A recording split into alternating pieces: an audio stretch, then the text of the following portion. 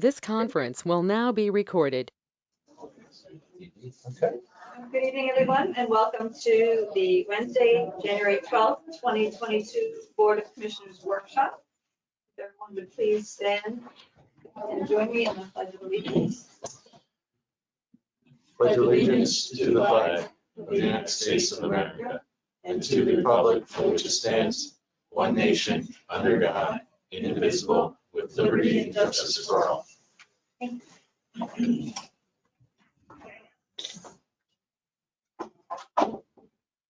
We'll call the meeting to order. We have all commissioners present except Commissioner Wolf, who is absent this evening. And I don't know if it's Randy or Dave, if you would please read the meeting rules for tonight.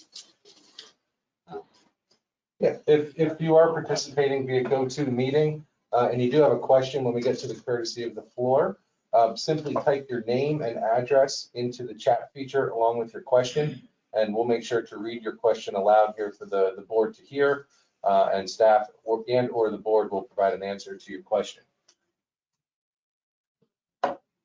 Thank you very much. We'll move right into our next agenda item, which is an ordinance summary. So I'm going to start with just a very brief overview of tonight, the framework of tonight's meeting, and then talk a little bit about the process that we're hoping to discuss here tonight moving forward. But this BOC workshop is meant to discuss what ordinances staff feels are necessary to work on in 2022, and of course to receive feedback from the BOC and anybody participating from the public. This is also an opportunity for the new BOC to discuss any other ordinances that you feel may need attention. In essence, this is a new approach to how we conduct work on existing and new ordinances, and is an attempt to get everyone on the same page so we're all working towards a common goal. So tonight we have a document in front of you. It's attached to your agenda, and I think we could probably display it as well for GoTo. But it's broken up into a couple of different subcategories. Some of the priorities, which are some of the ordinances that do have deadlines, to get into compliance with the state. First one we're going to discuss is stormwater. There's a deadline on that for September. So that's kind of the first category. And then we go into ordinance amendments, which, Tom, I believe are relatively straightforward, pretty simple ones. And then additional ordinances for consideration, and then some ideas for 2023. Obviously, this is a very ambitious list. May not get to all of it this year, but we wanted to at least put everything down on paper to show you what's on our plate, and then open it up for discussion.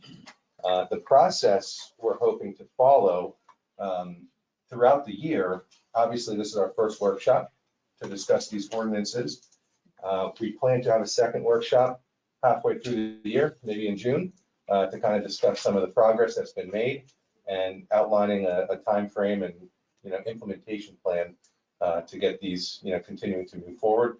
You may see ordinances before that second meeting, but the process we'd like to follow is once staff gets into the weeds and starts to develop the ordinance, we want to send that to the BOC with a 30-day review period, give you the opportunity to read through it, address or ask any questions of the staff that we can help build into the ordinance. And then during that 30-day or slightly after that 30-day review period, get that to our solicitor so they can start reviewing it on their end. While that's happening as well, I think it's very important that we get this on a BOC agenda under direction and discussion, so the public doesn't see it once. This is an opportunity for transparency and to bring these items to light on multiple occasions. So we'd be looking to do a BOC agenda for direction and discussion. Shortly after that, we come back again for permission to advertise, and then another meeting to actually take action on that ordinance. So it would be on a BOC agenda 3 times before any action is taken. That's not an official process. That's more or less a discussion topic here tonight to see if that's something that sounds good to the board, and then that will help provide guidance for the staff to make sure we're doing things the right way. So any feedback for that? Does that sound like a okay process moving forward? I love it. Yeah. Great. Let the public know what's going on. Yep, Keep it on. absolutely. You call that, what did you call that discussion and Direction and discussion. direction. Yep, that's an item that's always on our agendas. Sometimes there's nothing on there, sometimes there could be multiple things. But again, I think that's where the heavy discussion will, occur, kind of talking about the meats and potatoes of the ordinance itself, kind of outlining those details.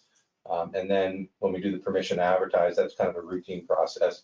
And then typically you skip a meeting in between permission to advertise and then formal action on that ordinance. That's for advertising requirements. And I believe the way our meetings are set up, we almost have to skip them. Correct. Excuse me. Randy, I like that you added in to put it under direction and discussion for public input. So Correct. at the same time as it's being worked on with legal, so that the public is aware of what we're working on. Absolutely. Yep. Our comments would already have been included. So I think that's an important part, and I thank you for including that. Sure. Absolutely. So tonight is really a high-level discussion. You'll see in front of you, we have a lot to discuss. We're hoping to keep this to 2 hours max. So some of these, we don't want to get into the weeds tonight on this stuff. We understand, trying to be respectful of everybody's time. But we would love to get through all of these just so you can understand kind of the ideas or parameters around that ordinance, kind of an executive summary, if you will, of these ordinances. And then if it's something, we all agree to proceed on, we'll start diving into it a little bit deeper.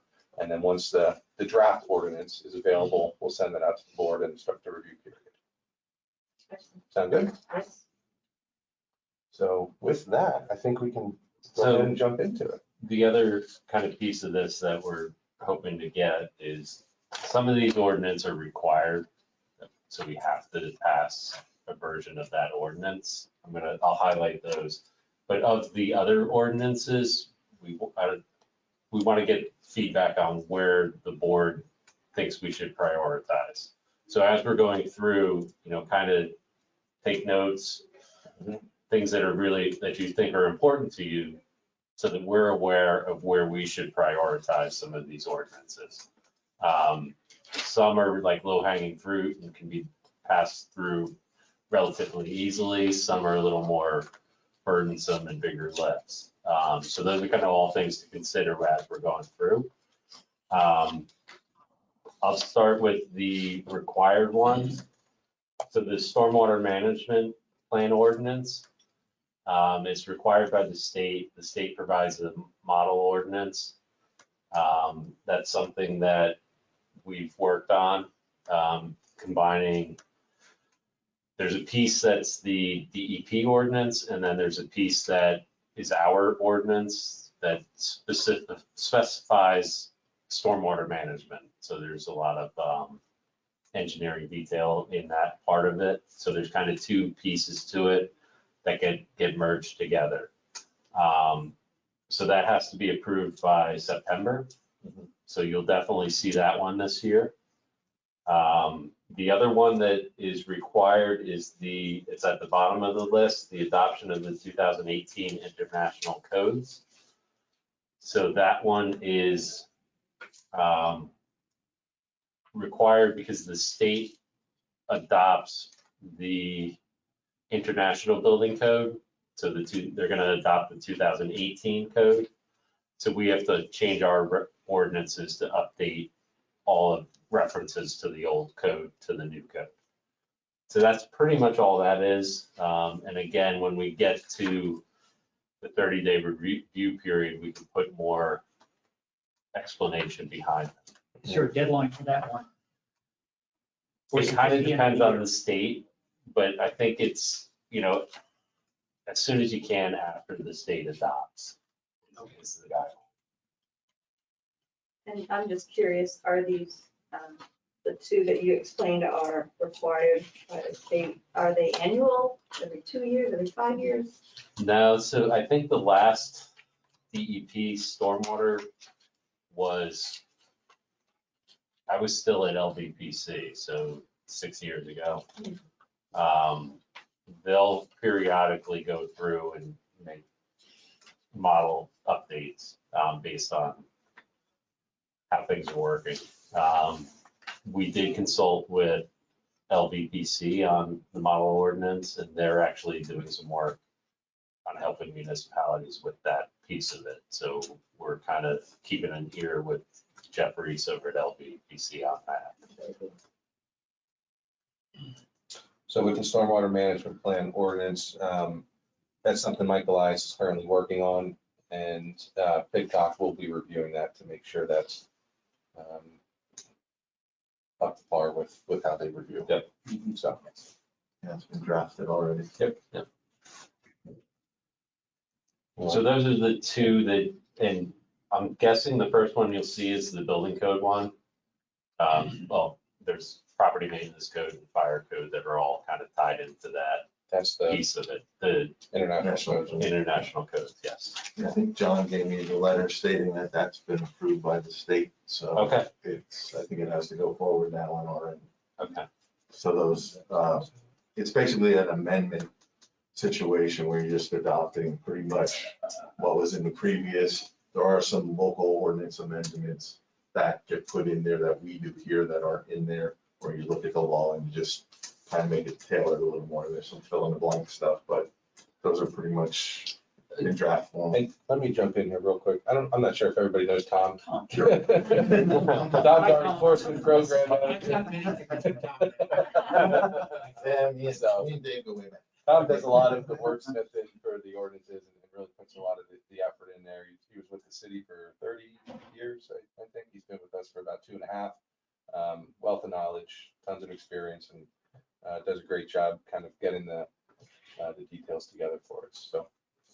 Yeah, and I think just to add on is Tom works with ordinances every day in the enforcement side. So having him be able to work with the ordinances and crafting them is super valuable because he has the experience of what it takes to implement ordinances. So he has all 30 years of experience of what works, what doesn't work. So it's a super valuable thing for the township to have Tom and his experience involved in these ordinances. And part of his process too is researching other municipalities, their ordinances, and seeing what works and what doesn't work. So. Yeah. And I didn't introduce Greg, but I'm. Well, you knew. I've only been here a short time, but I picked up a lot, so. Let's jump in. So those are the two that you'll definitely be seeing. One thing I want to throw out there is if it's a pretty straightforward ordinance and you get it and you have the 30-day review and you know it's a straightforward ordinance, if you can get a review back that says go ahead and move forward, that'll help us get things moving as soon as we can. So like the building code one might be one of those. We'll have to see how it shakes out, but that might be one where, yeah, I understand what this is. I don't need to review. So then we can get it moving through the process quicker. It's 5 ordinances just for that. Yeah. But they're short. They're like 3-4 pages. They're not. And will you show us if it's an update? I mean, is there like a red line that we see the changes from Good idea. the previous one, so we're aware of what we're approving? So you're probably familiar with Greg's ordinances. So they have the red line and the blue for new text, and we'll get Greg and Tom talking, and we'll show Tom how to do that because it does work really well. Sure. I think that would be helpful. I don't know what the No board problem. feels about that. Yeah, well, we would have to, how would we know? Right. Yeah. Right. Yeah. Okay, some of the other ordinances I'm not involved in, but just Tom or Greg will have more information. The alarm ordinance, I'm gonna let Tom handle this one.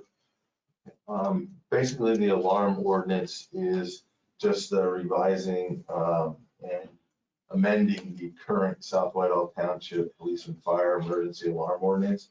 Some of the highlights in that current ordinance, it allows residential and commercial establishments to get 6 basically free service calls a year, 3 in the first half of the year and 3 in the second half before they start getting billed. Something that I talked to finance about was maybe taking that down to And looking at other municipalities locally, taking that to maybe 3 per calendar year versus 6, so cutting it in half and going over a calendar year. And that would keep us kind of in line with other municipalities. The other thing too is some other municipalities look at incremental fines. Currently ours are 75 for police and 300 for fire. There's no steps after that. So there are some places in the township that, get 4, 5, 6 calls that the police may respond to. They respond to obviously most of them because usually the burglar alarm or something similar to that. The other thing too, I'd like is the invoicing currently is on the biannual basis. So what we're looking at is possibly doing that if need be on a quarterly basis. So that way these places would get their billing quicker than waiting till getting their last bill of the year in mid-January. So they would at least have 4 bills throughout the year to address. Another thing that in talking to finance that we felt important was possibly submitting any unpaid invoices to a collection agency for further collection on these. Because and that may be something further on down where you see there's an enabling ordinance, where that may be something that we can spread over several ordinances and not have to open up every ordinance to do an enabling ordinance for collections. So that's something that I will be talking with Scott and Tricia in finance to get a better feel on what they want with this ordinance for that part. The other thing too is the goal is that if we do have to take anybody to court regarding not paying, which we hope we don't have to, but that there's a standardized reporting by the police and a standardized reporting by the fire department, because they're the witnesses. So they would have to come to the court to testify this is what happened.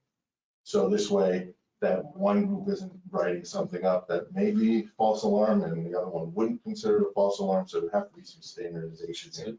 Tom, are these for false alarms only, or is it any alarm call? These are the alarm calls, but Okay. mainly they get billed for just false alarms. Okay. Okay. This has come up, I know, multiple times, and I think it was the volunteer fire subcommittee meeting, or We did have, we actually had that meeting on the fire inspection program. yeah. But this also came up. And then what other municipalities do is we'll have to see how we want to disperse the invoice payments.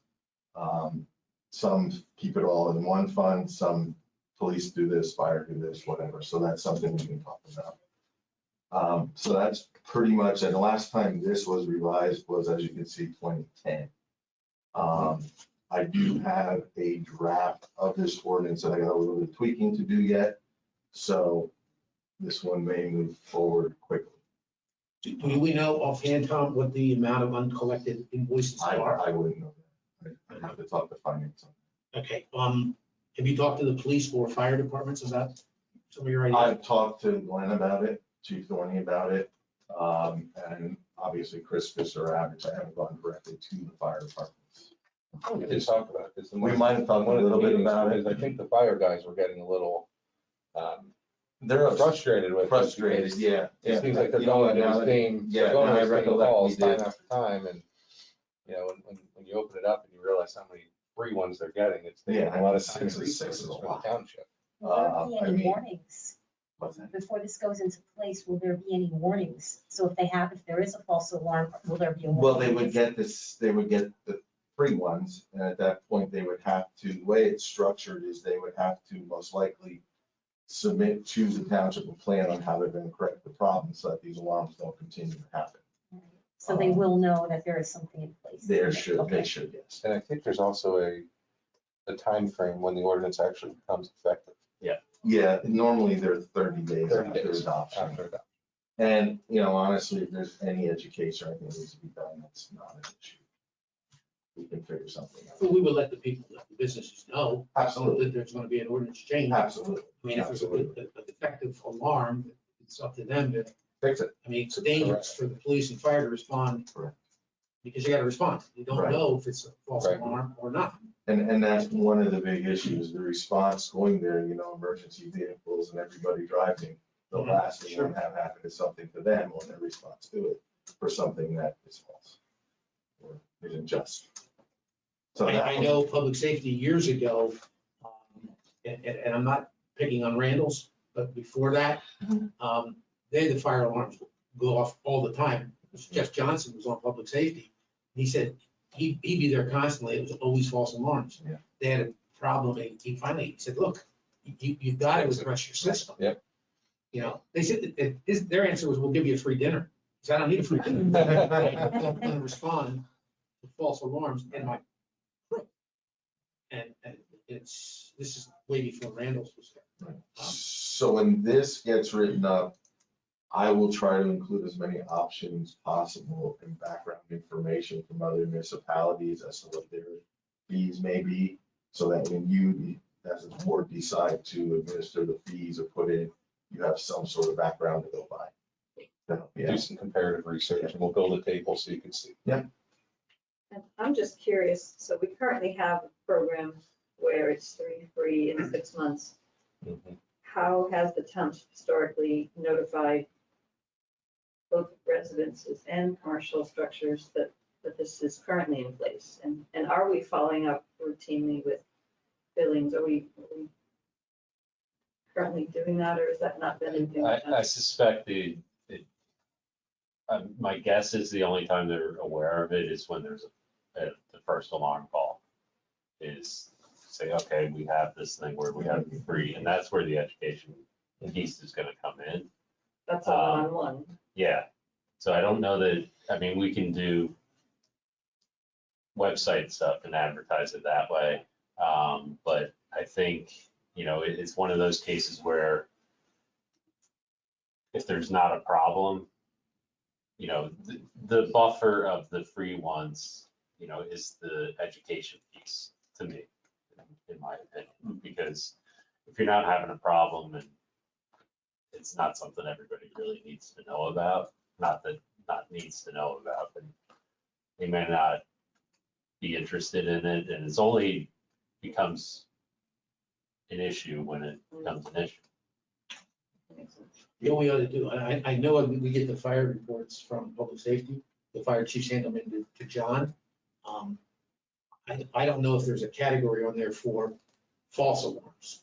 We could certainly at public safety ask them, the chiefs, of your number of calls, how many were actually false alarms?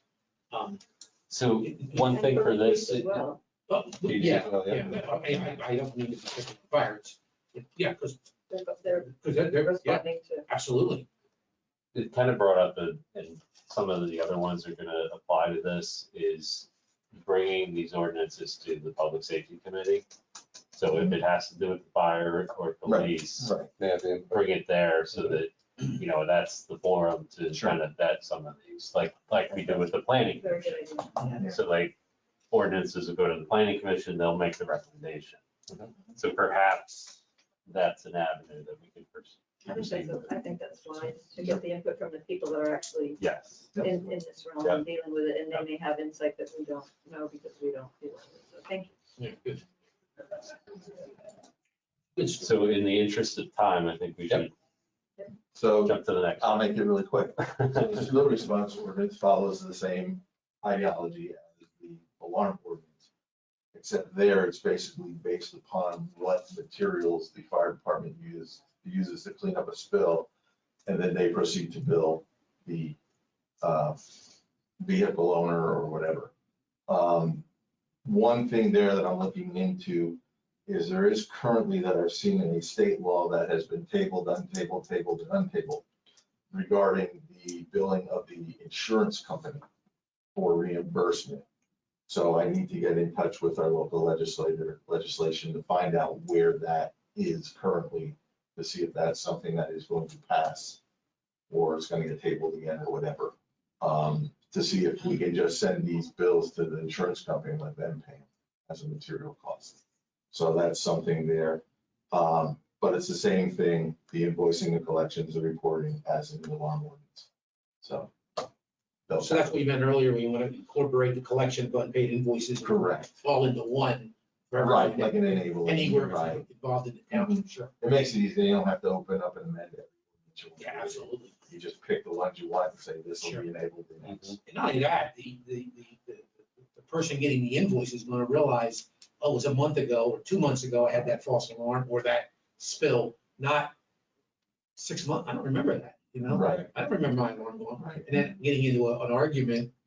Yeah. Because they don't remember. I mean, and they may not honestly remember. And that's why I looked at the quarterly billing Yeah, versus the yeah, every six, yeah. the I biannual. agree. I think that's a good point. So maybe the alarm ordinance and the spill response ordinance, we can get on the same agenda for, you said public safety? So, And then I think we can put those two together, kind of run them through concurrently. and actually the spill response ordinance, the last time that was revised was roughly 1997. So you're talking 25 years ago. I think it needs a revision. Yeah. I think the only thing that gets revised right now is the cost of the materials. Like it's that annually or whenever there's a new invoice. That's, you want me to just continue with my stuff and then you? No, I was just gonna. Keep going down the list.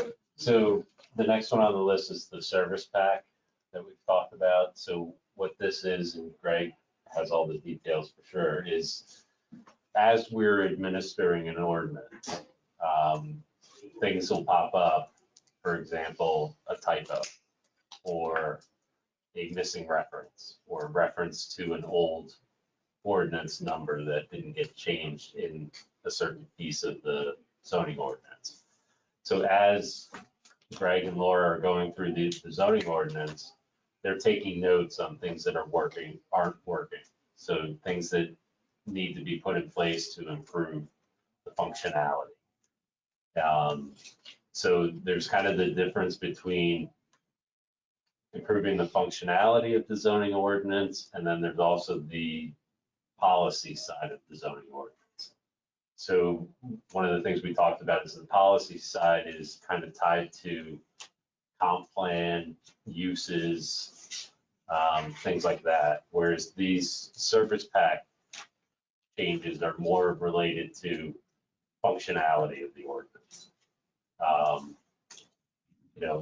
Missing references is the big one for me. So like if we change an ordinance number, it may not get changed all the way through the ordinance, and it takes us a year to find it because it comes up when somebody submits an application. So that's the gist of those, and Greg can give a little bit more insight and like the types of. Yeah, and as Dave said, that's, we're referring to the zoning ordinance. We also do saldo in a similar method, and the township engineer is involved with that. So they also keep lists of little things that they find. So when we do these service packs, we try to pair them together, both zoning and saldo. And to some degree, you're going to see the same with the stormwater management ordinance as well. Diane, you've heard us repeatedly say that stormwater management side is a little out of date and doesn't, address everything that's the most recent best management practices. So this will be an update, also provided by more out of the township engineer end. But zoning ordinance, as Dave said, typos, broken references, obviously inconsistencies. That's the first of the three categories that I've tried to group these in. All of these are not what I would consider policy. This is all day-to-day administration of the ordinances. So obviously the first one is problematic and needs to be taken care of as soon as possible. The next one is staff suggested repairs to improve the functionality of the ordinance. Every once in a while, Laura will come across a section. She'll call me in and say, what does this mean? And obviously, if the zoning officer has to approach somebody and say, what does this zoning section mean? It's not clear enough. And as you may know, if this goes to court or even to the zoning hearing board, if something's unclear, it is generally then decided in favor of the applicant. So we want to clear these things up. That will be the second category that we have. And then the third category is business or resident inspired issues with the zoning ordinance. And every once in a while, somebody will come in and say, I would like to do this.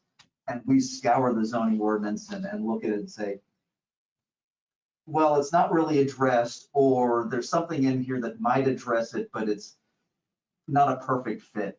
So out of that information, we get some ordinance amendments that we suggest based on that. Usually these things don't move forward simply because the ordinance isn't clear enough on it, and the person basically accepts that and walks away.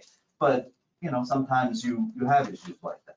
So those are the three kinds of zoning ordinance amendments that we'll be looking at. And certainly as part of the process, you will review them, but a little different from the process that we had already talked about. Zoning ordinance and saldo and potentially stormwater management have to be run through the planning commission as well. So once you see the first draft, we'll then put it, and you direct us to, we will put it to the planning commission, which gives us 6, possibly 7 more sets of eyes on it to run that through the process. It's much more public. Obviously, every meeting is then advertised, and that meeting portion will be strictly dedicated to the zoning and saldo changes. So the public will have a much greater chance to come in, look, and comment on it. And then once planning commission feels that it's ready to go for you guys, then we'll bring back to the board and run it through the remainder of the process. So that's kind of the intent with the zoning and saldo ordinances there. And just so you know, these have been collected. The last zoning and saldo service packs were in March of 2019. So we've been collecting these now for almost 3 full years. So we've got a few. This is just the pile of the zoning amendments from then until June of 2020. So I've been going back and adding the ones since June of 2020. I'm about a third of the way there. And I'll be discussing this with Laura next week if she gets in. And we'll get this to you as soon as we can, because this is a lengthy process. You know, you're adding planning commission, you're adding an LVPC review. So it might be 6 months before this, from date going to you to date out the door. Just that process of planning commission and LVBC are mandated by the municipal planning code. So that's, you know, we have to go through that process for any zoning or saldo changes. Including the missing references and Yes. typos, everything. Even if you add Even minor. a period. Okay. Yep. And, you know, LVPC review, they pick up on that, and they, you know, it's a pretty straightforward review, and they go through them quicker, is kind of my experience on them. I just had a process question. What would you suggest would be the timeline to, after this is caught up, to do this on a schedule moving forward, to not have so much lagging, as you said? Annual is nice. And That'll keep the pile down, obviously. So annual is nice, and that's generally what we try to do. We try to bring it like maybe September, get it before the planning commission in October, November, and then get it to you at that time frame, so we have a January adoption date. So. And I think the big distinction is when we're talking about zone changes, there's policy related to the comp plan, and then there's administrative changes. So that's the big distinction. And, you know, the past board has put a hold on policy changes.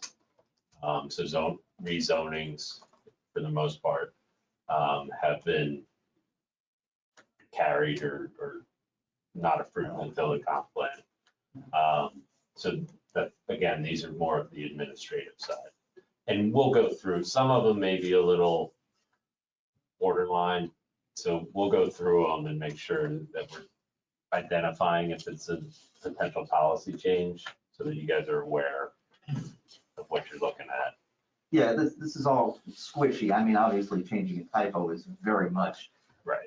It's that third category. It's the third category that you get in there, and certainly, you know, we'll put forth recommendations, and if you want to put that on hold, we can pull it out and, you know, continue on with the rest of it. Why were they on hold again, Dave? So part of it was the comp plan, because we figured we would update All at once. do the whole zoning ordinance, policy changes and address everything. COVID. And then, the comp plan, George leaving and the comp plan extending as far as it did, which is hard for me, but. So it's something that we, again, should be doing on a more frequent basis, like annually, would be a great way to handle it. Kind of like we did the fee schedule, we do that every year. And get into that rhythm of doing these minor changes every year. Probably be the best way to handle it. Yeah. My thought is that we move forward as quickly as you can on these. I mean, this is functional, as you said. Yeah. That's my thought. I don't know how anyone else feels, but especially since the process is drawn out. Yes. Yeah. So that's my thought. That's my input. If you're looking for it, right? Yeah, Yeah. absolutely. And I had a question on that as well. When you do get it all compiled, sounds like it's going to be quite a lot of information. It's beefy. Is it something that we would consider maybe having a short workshop with the board so that you can Absolutely. explain to us? Because I'm a little bit familiar from planning, but Yeah. obviously not everyone is, and it could be something that maybe we sit down in this type of format again and just go through a sampling of it so we understand what we're reviewing before And- we're approving the draft. And I think during that 30-day review, if as a board, it's complicated and you're having trouble understanding it, by all means, come back to us, and we call a workshop on this one. Yeah, that's what I was thinking, workshop instead of each one of us Yeah, calling you right. at different times with. Right. Or if we questions. see Right. there's a lot of questions Mhm. and a lot of similar questions, we'll suggest a workshop on it. Very good. Is kind of the fallback, to get more discussion on it. Diane, are you suggesting that we have that workshop and we get a better review of some of the details prior to the planning commission seeing this? Yes, when we're in the draft review Yeah. portion, when it Fine. gets given to us for review, Yeah. instead of just coming in an email or a packet, Yeah. have a workshop together, get some explanation from staff.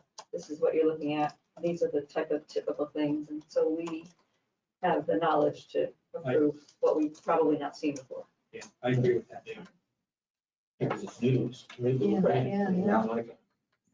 Just another quick question. So again, you said looking at September, October, and then adoption for January. Now we're starting in January. When do you expect these to be adopted? And will we be starting again in September, October, and just get on track at that point? I would think we're going to try to put these together as quickly as possible and maybe have them to you in the next 30 to 60 days. Wow, okay. So that'll start the process. So we're talking for March, April for your 30 days. If you get that sent to planning commission, so May, June, could be back to you as early as July, maybe August. LVPC needs a month, September, advertising October. So you're looking at getting toward the end of the year of adopting it. So basically, I would say then, let us go into the more official rhythm and not give you something until March or April of 2023. That way, it should be a much smaller pile when you receive it. And the other thing is, while it's going through that process, we'll be taking notes. So Yeah. of changes that we missed in this round. So we may have a stack, I'm not gonna call it a stack, but Yeah. we may have some changes that happened that we noticed during this process. So we could have something by the end of the year. So in regards to the workshop, what would be the appropriate timing for that of the If I year? say March or April March, right? for this workshop, How about March? if we can get it to, yes. With everything going on, the last thing we want to do is rush it. Yep. I know it's been a long time, but we got a lot of stuff going on. Mhm. So you guys need to prioritize to us, obviously stormwater and building are important because of deadlines, but with everything else going on, Tom's got his aspects going on. So, just prioritize and don't let us force your hand. Well, fortunately, I mean, this is mainly a job between me, Laura, and PIDCOG. Yeah. So to me, after my normal monthly planning commission cycle and the comp plan cycle, this would be priority number 3. Good, okay. So it's not a big deal to get that done. And we do have the second Wednesday of every month designated as a workshop at 6 PM. So we've got that option to utilize those for the things that we're talking about tonight. Thank you. Thank you. So the next one is home-based business. That one went to the old board. There's a couple issues with how we have home-based business. So the MPC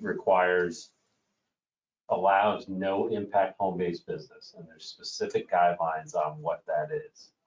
Our current ordinance is not consistent with that. We have some exemptions. So the idea is to take our existing no impact home-based business and make it consistent with the MPC. So that's the first piece of it. And then the second piece is the low impact home-based business, which is kind of addresses some of the visitation is the big issue with it. So whether you can have one person there or whatever that is. After that meeting, we went back and made some changes based on comments that we had at the meeting. And we have also consulted the zoning attorney. She had some suggestions for us, so we made some revisions to that. Discussing this is something for you guys to consider, whether it's something that you would like to have a workshop on, because the other piece of this is Laura turns away people every day and turns away a lot of people that want to have a home-based business, and the ordinance basically says no. So if we have a workshop, we could potentially get some of those people to come in and express, what they're going through and what they want to do. And just so you guys have some examples of what the ordinance is doing and how it's stopping people from doing what they want to, stopping people from doing it legitimately, I think is the other piece of it. So I'm thinking a workshop might be a good thing for this one, but we can, if it's a priority of the board, we can send the revisions, let you guys look at it, and then if you want to have a workshop on it, we can go forward with it from there. It may be worthwhile because, last month you had 4.5 million people retire. And so they're going to be working, maybe they say they retired, but they may be working out of home, instead of going to their office. I can see people, I can believe Laura's getting that kind of questions. People say, you know what, I can't really retire, but I'm not going to go to a job. Right. So I'm going to start my own little whatever, accounting firm, lawyer, whatever. Consulting. And I can see more and more of that happening, not just in South Whitehall, but across the country. Yeah, and the way, Especially it's COVID, it's not. Right. Yeah, unfortunately, it's just not. in the way, the other side of it is the enforcement side. Is we get complaints about home-based business and the storage of trailers for their landscaping business, and we get that all the time. So if we set this process, it helps with enforcement, because the way we have it structured, it goes to the zoning hearing board. That becomes the rules that business has to abide by. So when Tom goes out on a complaint, he can point to the zoning resolution and say, this is what you agreed to. You're not abiding by this, you're in violation. So there's a couple prongs to this that we feel as a staff that it's important for it to be considered. I think it's important. I'm wondering if it would be good for the board to understand what changes would be needed to bring us in compliance with the MPC. I would think that's almost a legal thing that we need to. That change is almost a paragraph. Yeah. Oh, I mean, it could almost be, honestly, that piece could almost be thrown into the service back. It's that Okay, that's small. not significant. It's not. Oh, not at all. No. But I agree with Commissioner Kennedy, especially, I mean, the number of home-based small businesses that we have all around is growing. Landscaping is one of them. It's amazing. You go down the street and you see 3 different landscaping firms, all with their big equipment. Yep. And some of them are parking them in their home. So, A lot of them. without making any Yeah. judgments, the only thing I'm really saying is there's a growth in home-based businesses of every nature, music lessons, daycare. Mhm. So I think without being too onerous, but more accommodating with a structured set of rules, is probably important now. Because there's probably a lot of people out there who are bothered by what's going on around them, Mhm. but they're not complaining. Yep. And then Some of them are. mind complaining. Some of them are, it's a lot. And to that point, you mentioned, thank you, Commissioner Osborne, very good points that you made. When you mentioned that Laura turns away people, I personally would be interested in understanding some of those, if she could Yeah, break down just, some of those things so that yes, we don't have any idea that So- that's happening. And here's an example that happened, I think Monday. Somebody wanted to do a home-based business for like cookies and cupcakes. And she would deliver to businesses, but she would also have customer pickup. No visitation allowed, can't do it. So that's the kind of thing that is coming up. The other piece of it is a lot of times businesses start in the home. As the business grows, then they begin to look for, the bigger business. So it's kind of like in my head, it's kind of like an incubator, whereas you let people get their business up and running, and then hopefully it gets big enough and they're, building or they're going into a spot in Tillman Square Shopping Center or something, so it kind of, I mean, the staff, we kind of feel that it's something that we should consider. You give credit to the woman that came in who wanted to find out what's right. Do the right thing. Cupcakes and Yep. whatever you said, Yep. cookies. And she found out, but on the other hand, who knows, she says, well, what, I'm just gonna do it anyways. Yeah. Because tough, it's income to her and she likes to do it, so it's all those little things that, we don't wanna turn away people and have it sounds like it was a negative, anti-business, but, we've gotta make sure that there's the safety issues and. Yeah, and I think the And biggest, mindful of the surrounding residents too. the biggest part, Running well, residential. because it goes to the zoning hearing board, everybody is noticed within 300 feet. Right, yeah, I guess. So the neighbors get to hear what's going on, and the neighbors get to express their concerns, and the zoning hearing board makes a judgment on that. There was another one, and I forgot what it was, I think we We should keep moving. And the next one is notice Yeah. but requirement. notice requirements, perfect Great segue. segue. So there was a workshop, was that before COVID?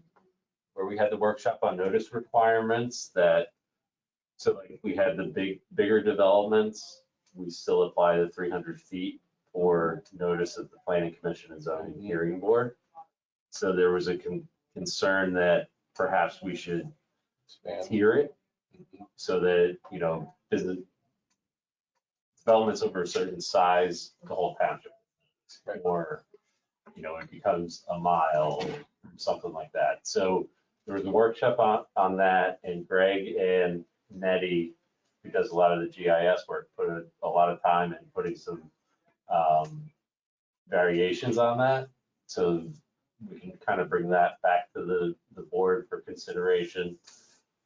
Again, we're asking for prioritization. So wherever you guys feel we should put it, and we should probably get through the whole list so you guys know where that fits. But that's what that one's about. Yeah, and then just so you know, that's gonna need some input from you. We're offering a number of choices, and we try to estimate the cost of each choice as well.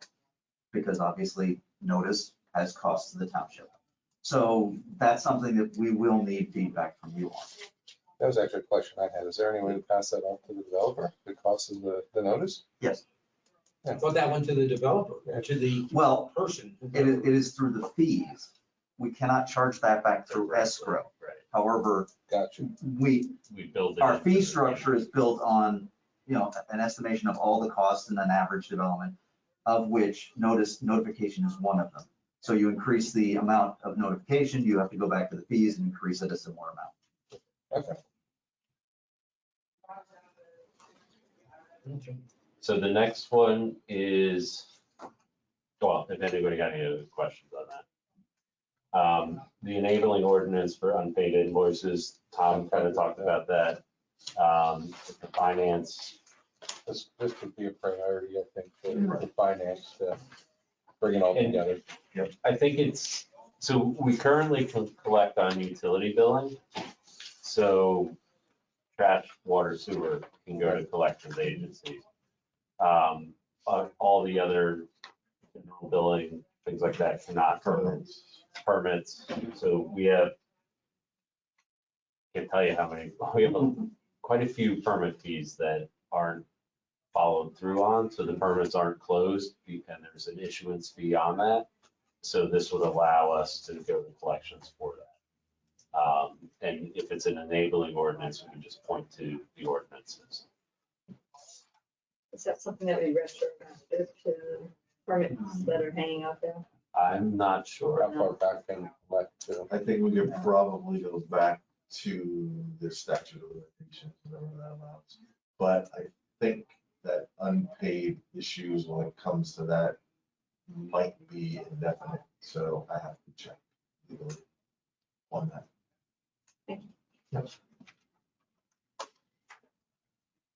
Noise ordinance, I'll let. The noise ordinance, what we're looking there, is possibly amending it. It appears that the state legislature is working on something with the fireworks law, but I don't know if it will or will not go forward, or how it's going to affect the local municipalities. The question, the question then becomes, what we allow currently is pretty much any day of the week after, I believe, I want to say it's 4 o'clock for fireworks. And the only exception is, I think, a weekend, and I know New Year's we allow longer.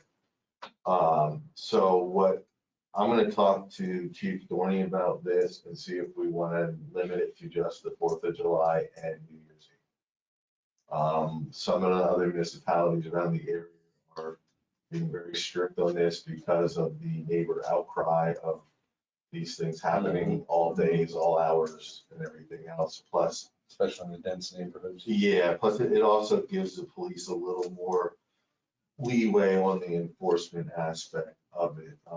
The ordinance was written that they don't have to see the person do it. It could be the property. They could actually ticket or cite the property owner for where it's happening.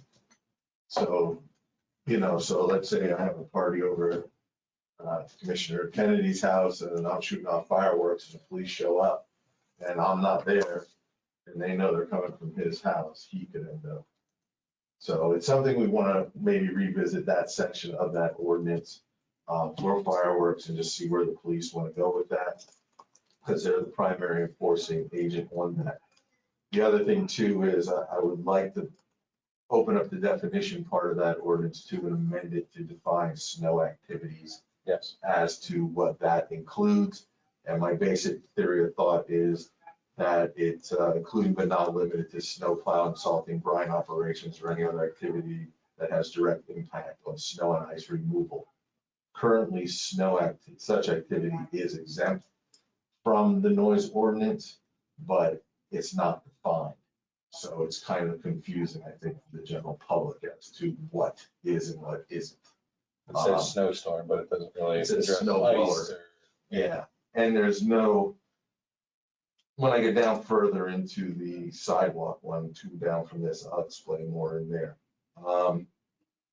Any questions on that? Those are just simple amendments. Those are very short and simple.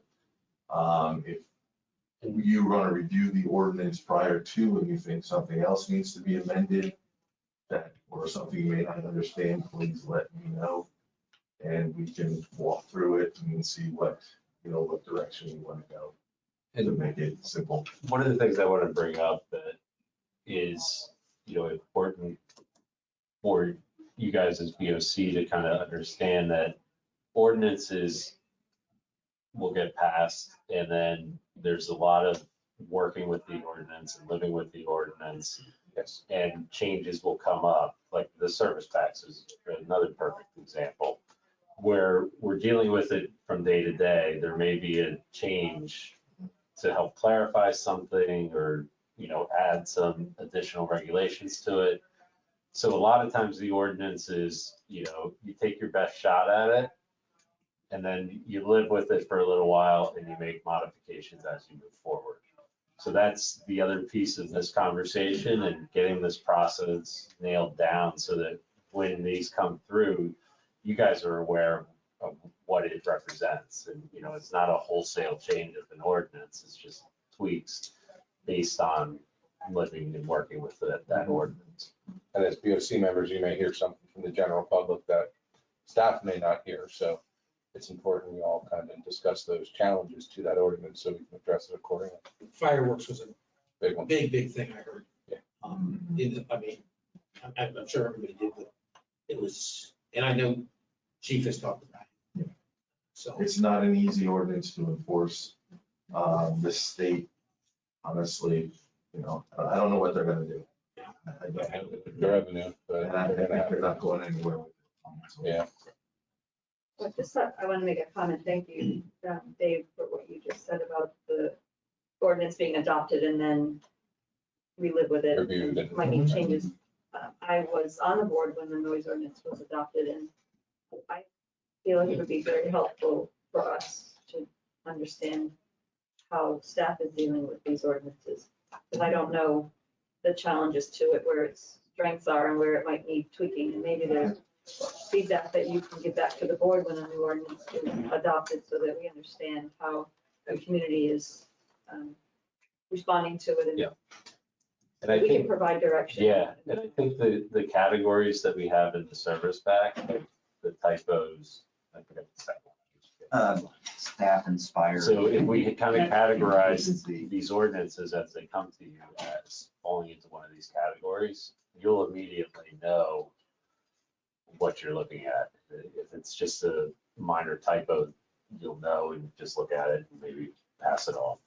Yeah, and then for these amendments too, when we, send it to the board for the review period too, we could also type up an executive summary of what staff is dealing with. Oh, yeah. So you guys understand the challenges and why this is even coming across your desk.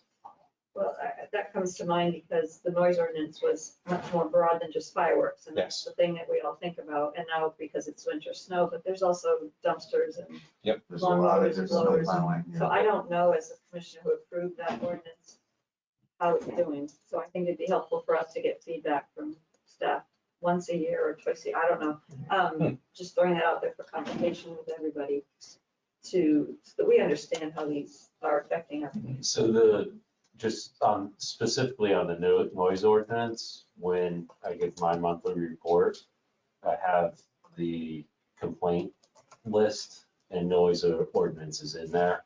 So and it's hard to do. I'm hoping to do a quarterly report so you can see how it's progressing. So that's specifically with the noise ordinance, how you can see how much enforcement is happening related to that, or how many complaints are coming. And it's a working relationship between myself and the police department, because they're the major enforcement agency on it. And they, a lot of times I'll get the complaint, I'll discuss it with them, refer it to them, and then they'll address it. So I don't know how many they're getting on their own, direct calls from the comm center or anything like that. I'm not privy to that, but I know the calls that come into me, the RFIs that come into me, I review them all, look at them all, and that's how I kind of come up with the amendments that may need to happen, just by the input I keep getting from the public saying, hey, why can't we do this? Why do we have to do this? Why do we have to do that? And then usually I'll just jot them down and then I'll come back and say, okay, I've gotten 2, 3, 4 of these, something's got to give. We got to work on this and see what the output will be. And then I'll discuss it with Dave. And then, he'll say, come up with something. And that's where we get amendments. Amendments to the ordinance that hopefully everybody can agree with. Next one. The next one is open burning. Open burning is something that I receive quite a few calls on. Fortunately, I'm in the office with the fire commissioner and the fire marshal. So most of the times I say, hey, this call's for you. But the issue comes down to where a lot of people I do not think understand the open burning aspect in the township. Currently, you can't open burn, but there may be, and I don't know, it's something that board input would be if it's something we're going to permit or we're going to exclude it. And I think between maybe public safety, fire, the board, hopefully we can come up with some sort of caveat on this, because, I mean, you can go to LLB and pick up a smokeless fire pit. That isn't gonna blow out ambers or anything. But on the flip side, I have somebody on the other side of the township who has like a bonfire in their yard and the smoke's blowing across the cornfield into some gentleman's house. Or same thing over off of Walbert. So, I mean, the problem there is the nuisance aspect with the smoke and the size of these fires and the location on the property and everything else. So I think that's something that's gonna need to be amended, but I think it's gonna need to be whether or not it's something that we're gonna permit. Isn't it already permitted though under the? In the fire code, there are 2 separate categories. There are recreational fires and there's portable outdoor fireplaces. Those are permitted. So we just got to decide how we want to go forward, because that would have to be a change that would go into the 2018 International Code, as the open burning part would then be allowed. But it's not even classified as open burning anymore. It's portable. There's open burning, portable, outdoor, and recreational fires. They kind of have it in 3 now, I believe. And that's something I think that needs to be discussed. And Maybe this is one that we can also take to the Public Safety Commission. that's what, take to Along them and with see- the other 2. and see where they want to go with it. Because people were home and people, had some money to spend and they bought things like this, same with the boats and the Put it into RVs. their backyards. Boats, RVs and everything else we get phone calls about, and people don't understand what the rules are or aren't. So we do get a lot of phone calls on that. So, Just one quick question, detail. So these uses, I'm talking about the fire pits, not the fire pits, they're permitted. Do you need a permit? Currently, no. no. Okay, So it could be something we permit if we want. I don't know if. Yeah, no, just- We'd have to look into that. Right. It might be a no fee permit, who knows? Yeah. It's something we could look into to see, just so we know where they are.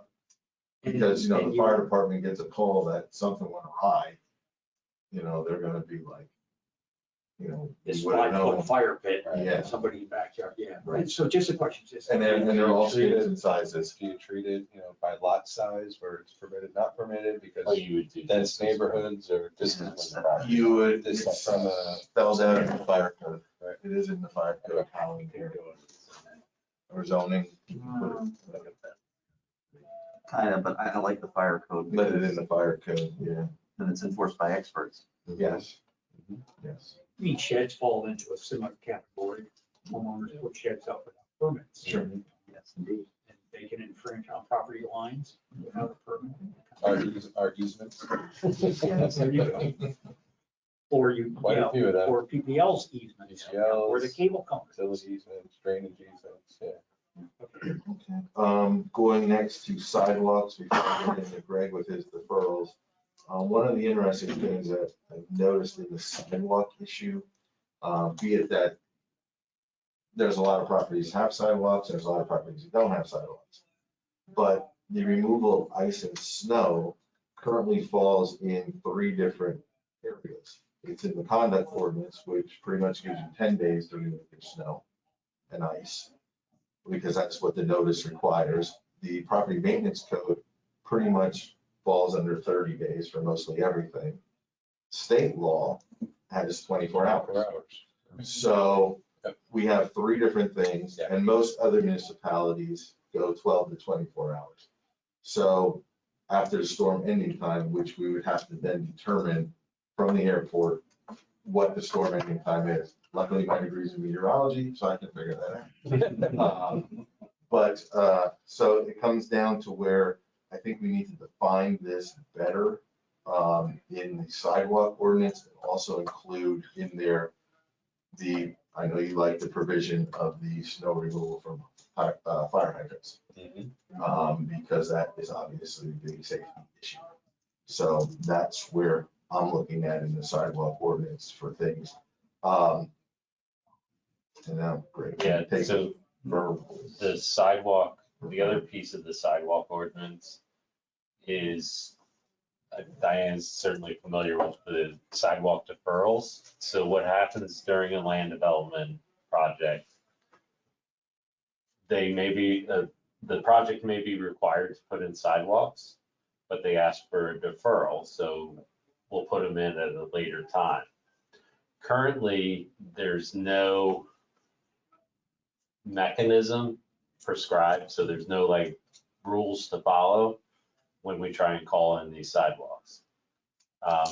It's in first class township code that we can call them in, but there's no like specific procedure to follow. So the idea is we'll develop this specific procedure to follow. When we call in a deferral, you have 90 days to submit plans, and otherwise we'll start putting liens on properties and things like that to get people to do these. The other piece of this is maintenance. So there are areas of the township where the sidewalks are a mess, and we don't have the mechanism in place to tell a homeowner that they have to fix their sidewalk. So this would allow, you have a certain number of days, and then if you don't do it after this number of days, the township can do it, and we'll bill you for it and what those rates are. And then also, if you don't pay that, then we have the ability to go to collections and or liens on properties and things like that. So it's really a mechanism and procedure so that when this comes up, everybody is aware of what the procedure is. And it gives the township the ability to force sidewalk to either get installed or repaired. Currently, it's kind of willy-nilly. And that's another piece of all these ordinances is clarifying procedure. There's probably some neighborhoods in the township where honestly, it's probably safer for them to walk on the street than it is on the sidewalks. You know what, knocking on doors? Yeah, I can tell you for a fact that's true. so that's part of the issue West we run End, into. There's a sidewalk like this. Right. You go, it's like, Exactly. you're better off in the street. Yeah. I mean, Yeah. it's actually As bad as dangerous. it sounds, It's but actually dangerous. Yeah, it's also a tough one because sidewalks aren't cheap. Right. Especially with the trees. And then that gets into the shade tree ordinance because They need to be replaced. a lot of times it's root deep and you gotta either take the tree out, put a new one in. So it's not a cheap thing. But it also is something that needs to be addressed. And it's a safety concern. And it's a safety concern in a lot of cases. So the deferral, calling in deferrals would follow the same procedure, but a lot of it, that's a piece of that puzzle. I think maintenance is a bigger piece, frankly. Mhm. So that's the sidewalk ordinance. And it goes right into the shade tree Tree, ordinance. yes. Our current shade tree ordinance is basically the model ordinance from 1968 that the state put out.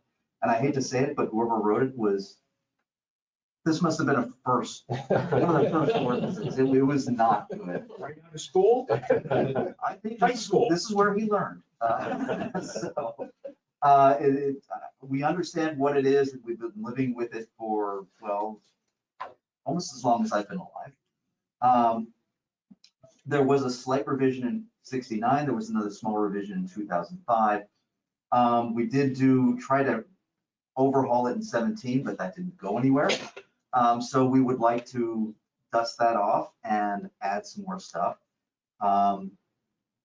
It's basically for maintenance especially, and to cover land developments when they're required there, and what happens when those trees die or cut down, and the enforcement of keeping the trees in place. Because as you know, there are trees out there and sometimes they disappear and nobody knows where they went. And now we have streets that are barren of trees. So It's also a maintenance challenge for our public works department too. Yeah. Over the sidewalk and the street is what we're trimming right now. I've seen other municipalities just do the street side of it to make sure there's proper clearance for vehicles coming through. We take it to a different extreme and where we're doing both sides of it. So I think that's something we really need to look into. I know Herb has expressed the challenges of it. I've gotten that message. I'm sure you heard it. I'm sure Herb won't let you forget about it. So yeah, those are so some things that, we're running into as staff, and obviously it's an outdated ordinance that needs attention. And as we're going through this, I'm kind of coming up with the theme here that we have a lot of house cleaning items to take care of, that are these priorities. So that's, I think, helping me understand how we may want to prioritize the first 6 months of the year here. If the board's okay with that, we'll keep going through the list here, but I'm kind of seeing a trend here is these house cleaning items or ordinances that haven't been updated for years and years and years are probably. Can I just bring up a question? And I was gonna bring it up at the end, I thought I'd bring it up now. I know COVID, and I know that, but there's so much on here. I mean, Greg, as you brought up shade tree from 69 and updated in 75, 17. My question is, why hasn't a lot of this been addressed? And let me finish my next statement. It almost appears as though with what we're trying to address, and I'm all for it, everything that we've talked about, a lot of stuff that Tom's brought up, it's almost like we're going to be a BOC of hard asses. We want to. So we're coming in as a new board, and all of a sudden we're doing sidewalks, fire pits, recreational. And you go on the list, and I'm like, and I'm not against it, but I'm like, wow. Yeah. It's almost, and this board now is a real hard ass, and I don't think we are. well, not necessarily, because an outdated ordinance is worse than an up-to-date ordinance. As we've said, there are a number of people who are coming in, they want to do stuff, and we have to turn them away because our ordinance is outdated. I don't disagree. So I think that is the primary impetus for a lot of these things is house cleaning, to bring them up to current standards. So I agree with you. I absolutely agree. And that may be one of the reasons why none of this, they've been sitting for a while, is the previous board said, we don't want to come across as hard asses. It's too much of a burden on the residents. And that's where you as the BOC provide us the guidance and say, we're going to hold off on this one, or make these tweaks to it, or reconsider X, Y, and Z of the specific ordinance. So that's exactly the type of guidance, we're looking for. And, the sidewalk issue, if it's not something that you're hearing about from, as residents are complaining, you may say, well, let's table that one for a little while. So that's kind of what we're looking for. And I just also want to say, there's a lot tonight, so I don't know that we're requesting any prioritization at the end of the night. By all means, go home, think about it, talk about it amongst yourselves, and come back, because there's a ton in here. You can just say that he's got a nice online prioritization app. Oh, yes. That you can send to you. Greg, if I could go back to the shade tree, thank you for the Yes. question. Commissioner Kennedy, I agree with you, and certainly that's something we have to keep in mind. Because if all of these get adopted this year, a certain resident might get dinged with 4 different ordinances and fines, and we need to be mindful of course, public safety and protecting the township. But that's, And, That's a and lot. some of the There's a lot ordinances, here. like the sidewalk ordinance is a big one. And the bigger the impact it's gonna have on the residents, I think the more time you need to spend with the outreach and the workshops and making sure everybody's aware of what's going on. Because you don't, like you said, you don't wanna hit them with sidewalk and then street tree and, they're just getting piled on. So some may take a lot longer because you want to put that effort into making sure people are more aware of them. Whereas some ordinances are just fixing a typo and that goes right through. So that's kind of that balance of. And also, I was gonna say, and also remember that once you put this in place, most ordinances are not retroactive. So we're simply changing the law at a point in the stream. And then from that day forward, things happen slightly different. So for example, shade trees, I get, depending on the season, as many as 8 or 9 a month, sometimes 0. So to change the law there, it's not like you're impacting lots of people in the township. The next person who brings in a shade tree permit may have a slightly different process they have to go through. But, and that's the same for all of these. So I think that's also the question that we should, when we submit these to you for review, we should say exactly when, whether it's retroactive or not. Because like the sidewalk for maintenance, to me, I don't think that would be retroactive. Well, it's immediate. it's immediate, but if staff decides that, okay, hey, now we can fix all the sidewalks that we've had problems with, everybody gets happy. Right. I don't think staff would do that, but, well, I just want to comment on the shade tree because I've had a couple of residents say to me, the township requires us to have a tree in our right of way. The tree grows, the sidewalks get lifted, now I have to pay for it. And I don't need an answer tonight, but that's something that we need to be mindful of. It is required and it causes damage, and it's not the residents saying, I want a tree in my. Oh, no, absolutely not. Absolutely not. So, but the second thought that comes to mind with shade trees is, and I don't know if we have the authority to do this, but when we've got a plot of land that's going to be developed and there's beautiful trees there and the developer might just go and clear cut them off, do we have ability to work with or have an ordinance that would ask the developer to maintain, if they could, the healthy trees and build around them if they're building residential? Speaking my mind. I think we do. I think that would be a saldo provision, or perhaps Yeah, for single houses, it wouldn't, but I think, Try to tree save it. preservation Something- ordinance. yeah, and I think it's something that is gonna come out of the comp plan.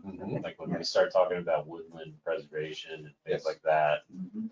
I see a recommendation being, preserve existing forest patches and things like that. So to me, I don't know what we have in the books or where it is or. Nothing like that, because right now, almost everything we have is regarding trees in the right of way. Yeah. So on private property, there's very little in there for the trees on the private property. However, that leaves the field wide open for fixing that. Excellent. And at the LVPC, I forget which municipality she was from, but somebody brought up that developers are using the timber harvest rules to clear cut a property prior to the development. So that's something that, when we get to that, is something that we'll have to balance, figure out how best to treat that. Yeah, Alex Merler loved to talk about how he went to Upper Mac and changed their tree ordinance so that I believe was based development. They were required to put X number of trees back per acre. So they could, didn't matter how, species, location, anyway, X number of trees per acre, which if a developer is required to put back a lot of trees, then sometimes it doesn't make sense to clear cut because, well, you're just spending money replacing what you just cut down. So. Thank you. Shall we move on to floodplain? Yes, we should. Okay. This is fairly simple. In 2015, I got sent to 2 weeks of floodplain training with FEMA. It was fun. But There's another webinar coming up too that I did those. signing up for. yeah, they're fun. They really are. That might be- FEMA actually came around here and inspected the township, checked out our current ordinance at the time and said, you're okay, but you're not up to standards. So in 2015, we adopted a new floodplain ordinance. After that training, I looked at that ordinance in the past 7 years, have been doing the same thing that I've done with zoning and saldo, keeping little notes of how we could improve that. So basically, I did put together an ordinance a few years back, actually ran it by FEMA and they liked it. So that one is low hanging fruit, ready to go. So we can just update that and improve our floodplain ordinance.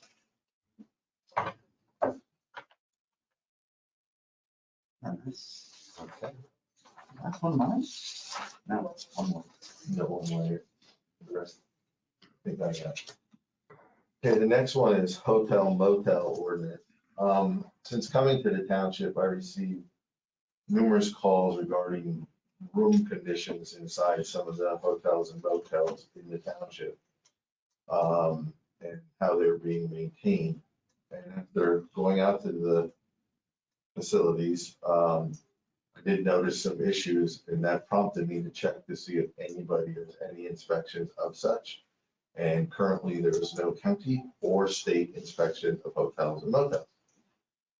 So with that said, I decided to throw together an ordinance looking at possibly doing this in the township. I think we have about half a dozen, give or take, hotels, motels, primarily in our big visitor district of Dorney Park. So you got a lot of people coming from out of town. And I know John France does the fire safety inspections in those places and responds, with their false alarms or anything else. But I think it's something that it could be a program that could be established. And with that, it would be an inspection program. The input from obviously the DOC would be to see what kind of frequency and fees we will be looking at. So when that ordinance comes to move along, there'll be definite background information as to how it would be addressed. But personally, seeing what I see and what I've seen over many years, I think it's a benefit for the township to at least make sure that these hotels and motels are not only living up to their name standard that's on the marquee outside, but also the standards that, the codes should let us, for the resident, for the visitors and their expectations of what they're staying in. It's almost like we did in Allentown, Tom. Yeah. With multifamily. Yeah. There was a fee, Yeah. forgetting the fact that it escalated a lot in the Right. litigation, but it could be something minimal Correct. to start, and then if there's violations, have a progressive scale. Yeah, normally. But I think a tenant, I'm sorry, an individual renting a room should be entitled to A room. a room clean, Clean room. safe Right. from any type of rodent, whatever. Mold, bed bugs. Landlords don't use the word mold, it's mildew. So, but it's, I'm paying for a room, I expect a Right. clean room. Yeah. Yeah. And I think that any innkeeper, and we're not looking to gouge them. No. I don't think that's the intent. But I unless think you have on Facebook about your facility, the better it's for your operation. The less you have about it's certainly facility worth in your looking town. into. Yeah, I think. yeah. It is kind of a bad reflection on the township. Especially with the park right, Oh, yeah. our main hotel row is down Sure, right there. there. One of them Obviously, staying in the township, so they're spending their money in Sure. the township too. Yeah. It helps, and obviously it wouldn't include foods, the state does the food service inspections, John does the fire inspections. So it'd be more centered towards the areas that would be occupied, per se. I mean, state does pool inspections, so. Right. I mean, You wouldn't inspect every room, you would take. no, you would inspect 4 mainly or the 5, vacant 6 of rooms, them, or. vacant rooms and maybe a couple occupied rooms. There's procedures that other municipalities are using that would fit right for us. I mean, obviously I've done all those different inspections, but out here you have the state does a lot of different things, but they don't do the hotel rooms themselves. So Tom, to clarify, you stated that the county and the state do not have any programs, but other municipalities do. Yes. Okay, so we wouldn't be the only one enacting. We would not be. I would definitely research it for you and let you know who is, and I can always call them and say, hey, how's it going? What's your feedback? Is there any, brushback from the hotel management and everything else? Sounds good. I think it's good. It's a good. Right. I mean, yeah. The next one then is solid waste. The last time that was revised was 1985. And what that'll do, I mean, there's some things in the property maintenance code, but this would establish a standalone part of the ordinance that would outline the responsibilities as it pertains to storage, placement, removal, solid waste and recycling generated by residential, commercial entities in the township. Finance gets a lot, they handle the solid waste aspect of things. And there's a lot of calls that come in about people having mattresses out, they're not wrapping them correctly in plastic, containers are being left out, stuff is being piled up next to containers at the curb. The hauler does, to the best of my knowledge, does tag these things, but sometimes they stay out there longer than they should. So this would just reinforce that ordinance, give it more, have enforcement would be able then to proceed. There obviously would be educational material before this would even, hit fines or anything like that. And it also would address, what they need for their extra yard waste, the sticker program and all that stuff. So all that's figured into this ordinance. The next one is vacant property registry ordinance. Are you familiar with that one from Allentown? Okay, that one there is one, the situation there is it should not cost the township anything to enact this. In fact, the township will make money on this. And how I say that is there's a company that been working in Allentown called Pro Champs. And basically you set the ordinance on, this deals with more foreclosed properties, pre-foreclosures, ones where the bank is involved. Yeah. What happens a lot of times, and just for an example, the last time I talked to Pro Champs, maybe I think it was 2 years ago when I first looked into this, I want to say the guy told me there were roughly 1,200 vacant properties in the township, believe it or not. So that's a lot of properties. And what happens is what Pro Champs does all the work. They would then send the letter out. Once they would find out that this property is vacant, they would then send it out to the bank and tell them they have to register it. The registration fee at the time when I called them was, for example, Allentown's $200. $100 goes to Pro Champs, $100 comes back to the city. Bethlehem Township is $500 annually.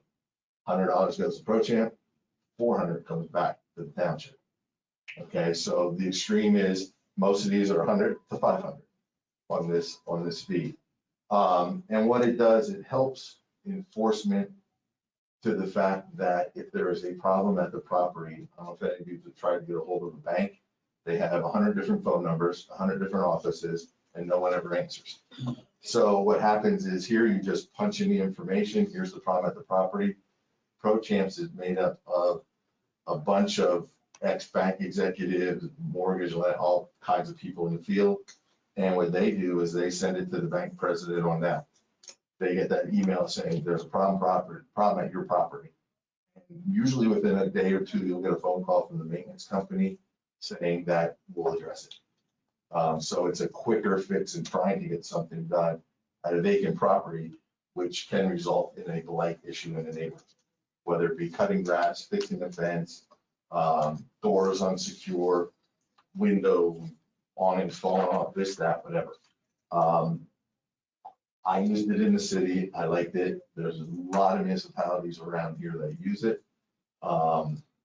And what I can do there is, what I would do for you as the board is I could probably get in touch with the gentleman from Township in Florida, and he could probably do a webinar for you just to explain it better to you as to what it all entails. It obviously, and I don't know if there's any other companies out there, but it would be a case of where there would have to be an ordinance set up saying we're going to do this, and then there would obviously be a contract. But I mean, Bethel Township uses it, Allentown uses it, Bethel uses it, I think Whitehall uses it. I mean, it's just used by a lot. And it is a tool and an asset to have, being able to get a hold of the right people at the bank instead of calling and getting, what's your mortgage number, please enter it, hit pound. You get nowhere. So I think that's something that, like I said, it's something that pays for itself. Tom, what's the definition of how long does a property have to be unoccupied before it's vacant? Usually, I believe what they do is usually if it's up for foreclosure or pre-foreclosure, sorry. Oh, okay. Now, one of the things that, a problem I ran into many years ago, and if the bank does not change the deed, okay, you as the property owner are still responsible whether you live there or not. I had a gentleman who didn't live in a property for 2 years. The sheriff's padlocked the door on him, and I sent him a notice to cut the grass. And he's like, I don't live there. I said, as long as your name's on the deed. He goes, but the bank took it. I said, it doesn't matter. You're still on the deed. In fact, and you would know in real estate, you should even have a minimum liability insurance, because if someone falls in that property, your name's still on it. If something happens. So, and this is what the average person doesn't know. So it's once the bank decides to get into the process of starting to take the property, then it becomes vacant.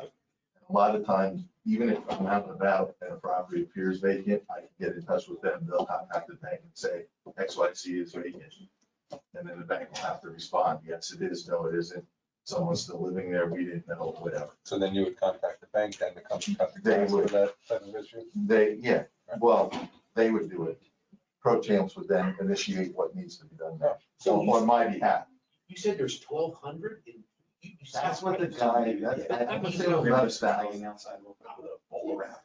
Oh, boy. Makes a loud pop. It's gonna sound like what they did to me in the Citizens Oh, Academy. you shoot you? Not me, Oh. letting them, they're shooting the dog. That's exactly. They're gonna do, you'll hear a bang like Yeah. a gunshot. It is Cool. not a gunshot at all. So Thank you just for the so warning. aware of that. But you might see somebody fall down there, but that'll be fine. So, Make sure- Hey, Alec Baldwin, Yeah. be careful, boy, be careful, boy, be careful. Basically, I wanna roughly say he said about 1,000-ish. But Andy kind of like implied that there's a lot. Well, I was actually kind of surprised when Oh, he said So 1,200. then it goes also a step further, that as a township, we should be collecting taxes. No matter who owns it. Bank owns it, somebody's got to pay the taxes on it, so that's probably. Yeah, I mean, usually the banks will do that. Yeah, But as far sure. as the maintenance comes, They wanna- they contract out the people that might show up once every 2 months. You know, and by then the grass is this high and the neighbors We're are getting complaining. calls. Yep. And I'm sending a letter to you. Yeah. And you're telling me I don't own it. And I said, No, I yeah, you do. And yeah, personally, it's one between hotels and motels and this one, these are my 2 favorite. So hopefully you will be seeing them. Tom, you mentioned Whitehall uses it in I believe, Allentown. I know Allentown does for a fact. I know, and every month you end up getting a check of your part of the proceeds from the company. Do you know of any comparable townships that use it around here? I can get that Map information. uses it, or- Yeah, I'll get that information for you. Bethlehem Township, I know theirs is $500. And I believe it goes to, like, for example, Cheltenham is 500, Baldwin Township, these are all in Pennsylvania, 300. Parksburg is 200, Abington Township uses it, O'Hara Township uses it, City of Franklin I just kind of did a quick Google search. They don't board up the building. That's not No, boarding up a vacant property. no, they probably won't board it Okay. up, only because then it even causes more problems. Oh, yeah, the neighbors see it. The neighbors are. And then they know it's a vacant property. And everybody else does too. Yeah. So that's pretty much on that one. I will get more information if you'd like. I will call him and see if there's something we can set up for you guys to see what it's about. See if you like it or not. Is there an appeal process if there's a dispute between the property owner and whether it's vacant? I mean, I'm sure there must be instances where there's I will look, disagreement. I will look in the ordinance to see how I put that in there. Oh, there it is. There it was. I will look in the ordinance to see how I did that. I'm sure there's language of some sort, but I will double check that, to see who that set appeal to. Where that would go. Next one is the mobile vending ordinance. This has to deal with food trucks. It would just establish any guidelines or requirements to operate a food truck or any other mobile vending within the township. And obviously it would establish location of operation fees, which would fall in coordination with the zoning ordinance. I don't think there's been a large influx of food trucks for the township, but you never know when something may happen. So this one, I would say, maybe down on the low end of the pole. This is always like a seasonal, Seasonal type small thing. stream of people asking how to do food trucks. Right. One or Has there two a been any month. problems? Well, food trucks are primarily licensed, in the township here, be licensed by the State Department of Agriculture, Right. because we don't have a health bureau, which may change. Are they pulling a business? They should have a business, a BP license if they're coming into the township.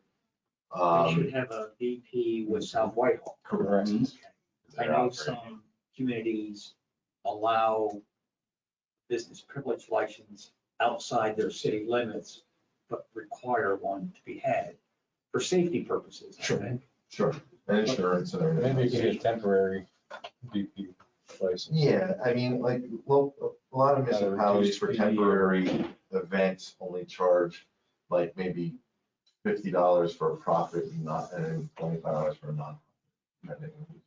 There's these food trucks on Farm Drive in Winchester, and I can tell you, they're, Really? Really? oh yeah, they're Oh, popular. down by like By Pond the- Road? by The little park, park where there. the park Pocket is. Park, where you have the movies. Yeah. Yeah. Oh, yeah. A neighbor organizes them and advertises them next door and has them Yeah. Just about every sometimes summer. once a She week. started in the during the summer. pandemic. It's been really popular. Yeah, Food trucks are very popular. so they'll come to the food trucks and people hang out on the grass there. Yeah, So, barbecue. yeah, one of the things that we were concerned about with it, because I remember when we started thinking about it, it was becoming more and more popular. And one of the issues that we saw from the zoning perspective was where do they park? How many parking spaces are they taking up? What's the pedestrian flow? Make sure it's safe. Make sure it's safe. And we kind of did something similar with outdoor dining, was we wanted to make sure everything was safe. So the process that we had talked about was, I think we were talking a zoning permit. And, identify where on the property you're gonna park the food truck, identify access and things like that. It's a, I think we're, in my mind anyway, when I ask if there's any problems, it's popular. And I think, if we were to put too many restrictions on the availability because of the popularity, if they're not unsafe, residents may think of this as, what are you doing? Yeah. Because it's, especially with COVID, they'd rather go down to, two houses down instead of going to a grocery store for lunch, or whatever. It's really nice, actually. Yeah. It's very, Agreed. families go.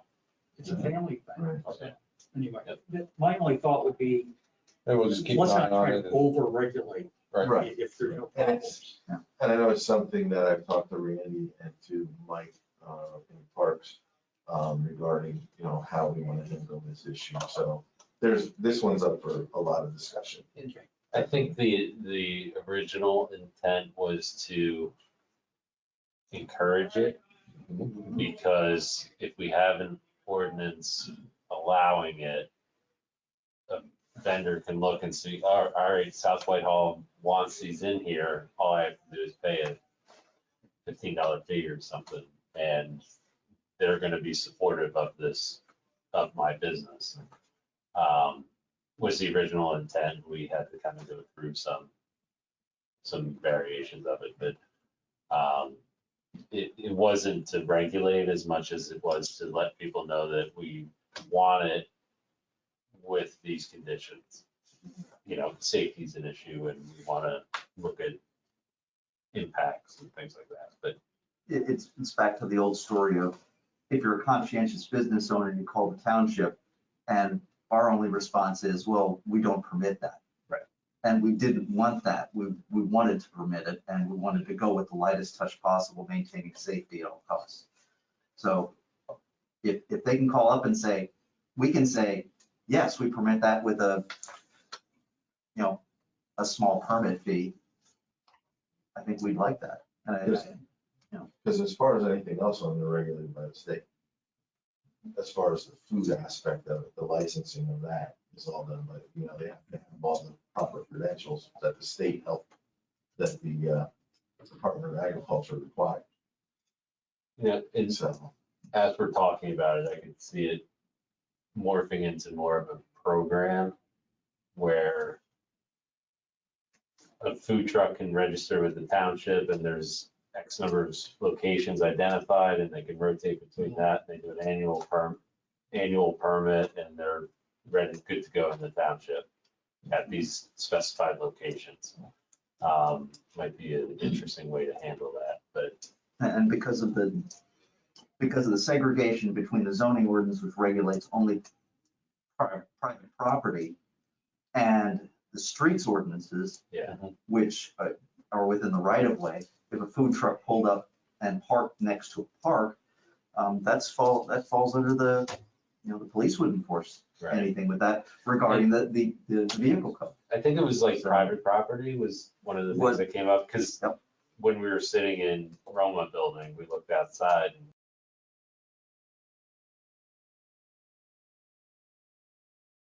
it'd be great if there were food trucks in the parking lot. Yeah.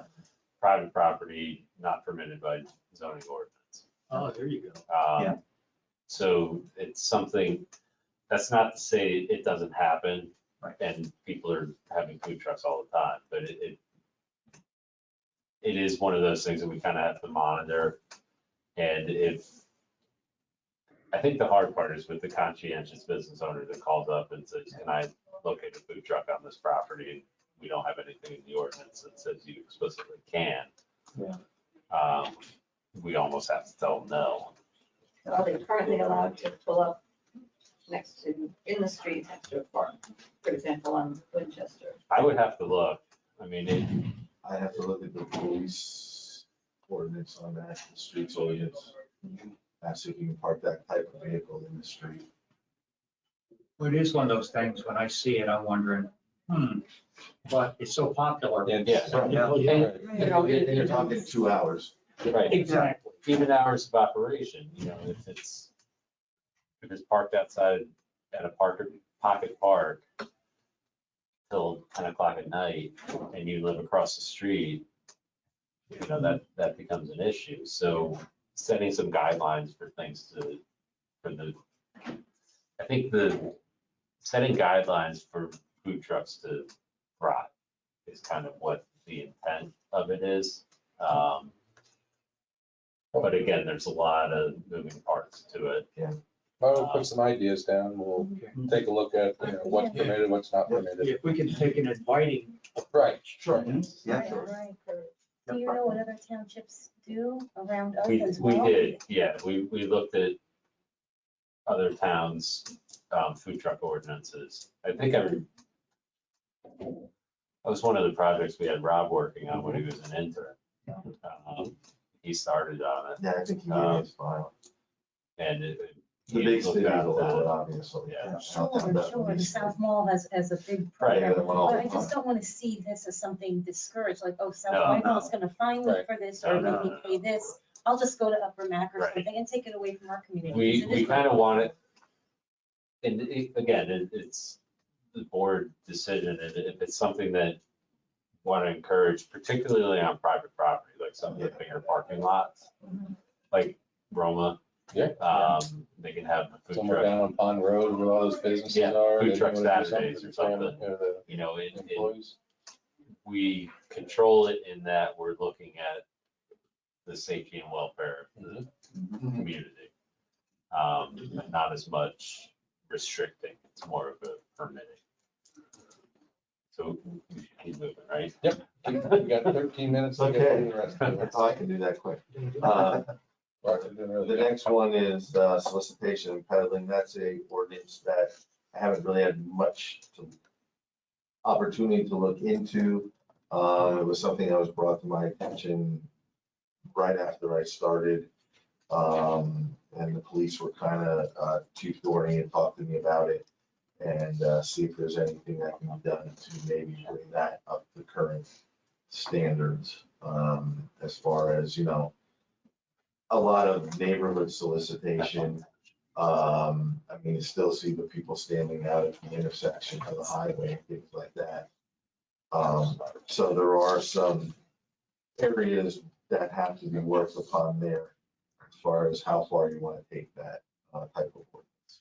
But that's something I'll talk to Chief Thorney about to see where he wants to go with that. But that was last revised in 1972.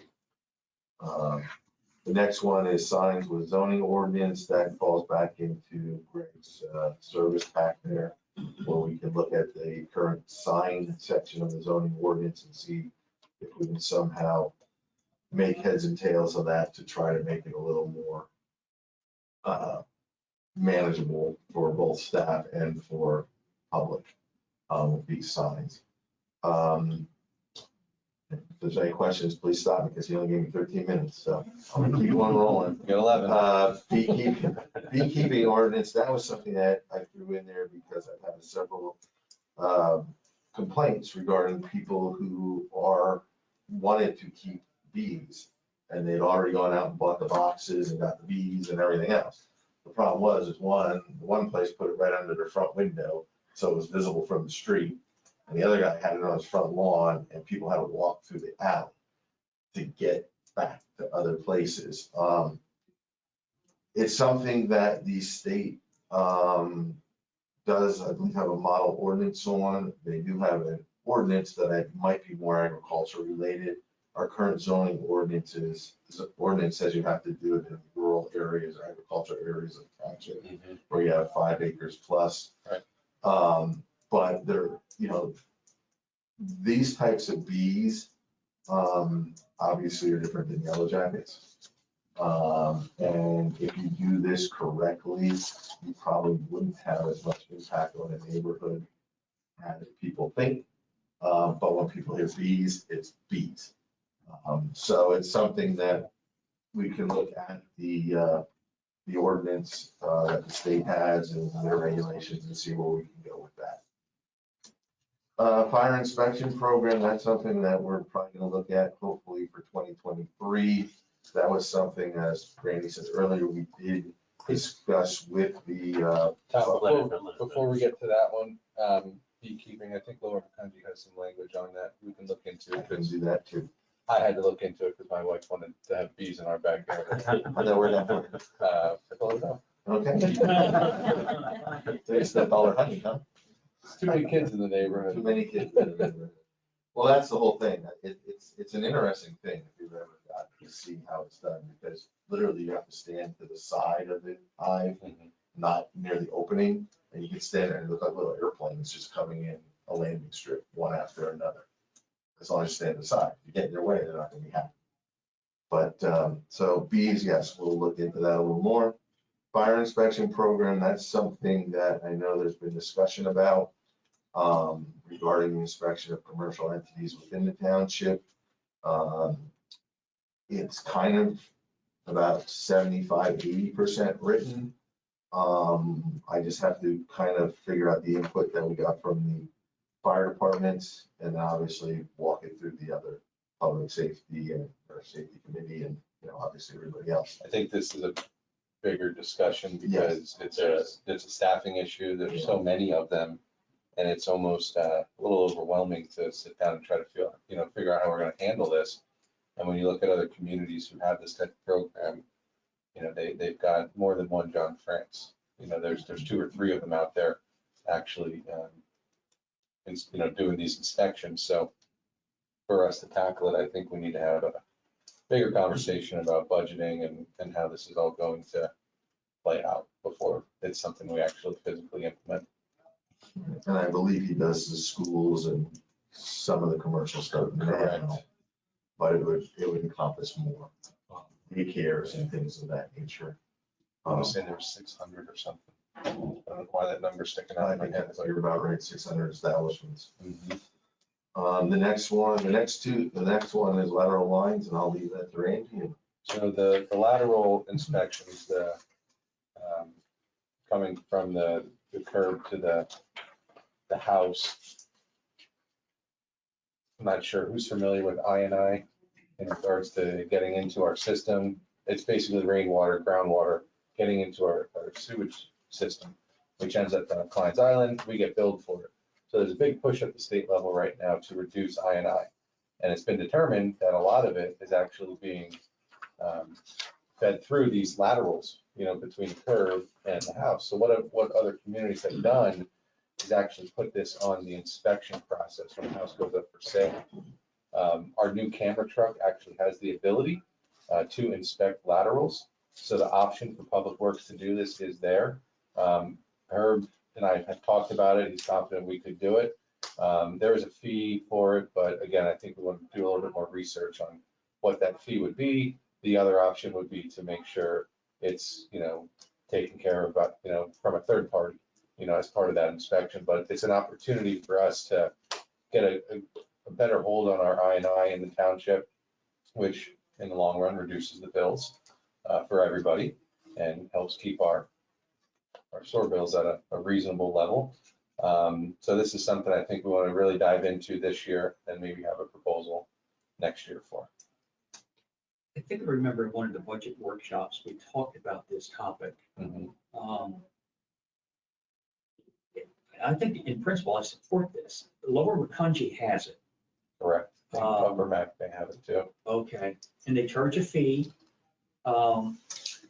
Here's where I see a potential difficulty. My house is 1975. In the newer homes, there's the port outside the house. Which is something we would love to get to make it easier to inspect in the future. Yeah. So if To the line look at- does have to be replaced, a port would be Yeah, something we'd look to. have but it installed. is a homeowner's It's their property responsibility. defect that is costing the taxpayer tax base Correct. money. So Correct. I think for that reason, and also it just makes community sense because of what we're sending excess flow down to Klein's Island. Mhm. As a community, that capacity is, Right. may go away. And I will say other signatories are looking at this if they're not already doing it. So it is a regional effort, something, a lot of townships are trying to tackle. I don't know how you. I&I is expect a mine to huge lateral topic. though, because the cap inside is all rusted.